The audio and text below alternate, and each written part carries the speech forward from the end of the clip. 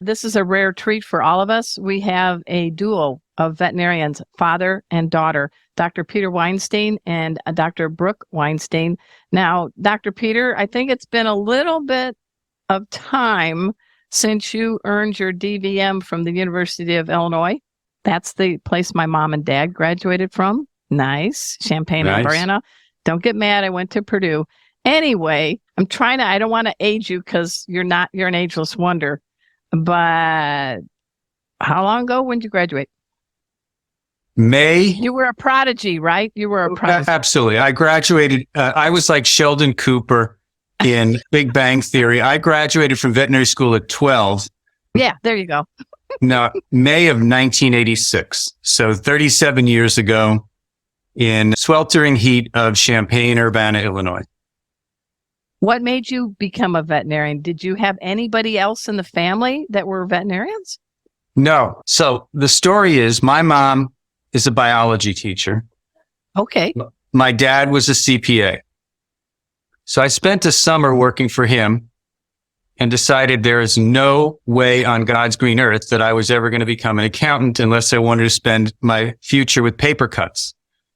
So my grandfather on my mother's side was like a Marcus Welby general practitioner. Nice. He lived upstairs. His doctor's office was downstairs. And of course, every time he came to the house, he terrified me because I wasn't sure if he was going to give me a shot. But so I had not a good connection with grandparents. No, it's not. Candy. Yeah, exactly. So I had the gene pool in terms of biology and medicine, other family members who were in the medical fields as well. But I grew up with cats and read All Creatures Great and Small. I mean, I'm the classic story of reading All Creatures Great and Small and saying, I want to become a veterinarian at the age of 15. 50 years ago, I cleaned my first kennel in the 70s in a veterinary hospital in Port Washington, New York, during the parvo epidemic. And so I've been doing this for a while. Well, I noticed that both of you write articles for Today's Veterinary Business. So you described being a vet student during COVID as a roller coaster. I want to ask you, you really had to learn to adapt. How do you turn something like a COVID experience into a positive experience? What lesson have you learned about yourself and also as a veterinarian? Well, I think I learned that I'm pretty good with adapting to change. Definitely stay at home time was not a fun time, but I was able to figure out how to deal with it, I guess, basically. So that was, I guess, pretty interesting to find out about myself.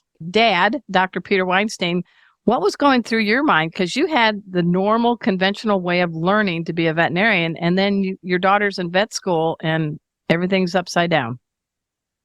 Well, my concern was the hands-on component of it, because a lot of the didactic stuff can be assimilated through various portals, but I think the hands-on component and the labs were where I was concerned. But it sounded like from talking to Brooke that they had made some modified approaches, and I still have some interest to see how the classes of 22, 21, 22, 23 will do when it comes down to the clinical side of things going forward. But all of us in clinical practice are willing to accept the challenges that they had as students, because we feel that they'll probably be stronger people coming out of it than they might have been through a traditional program.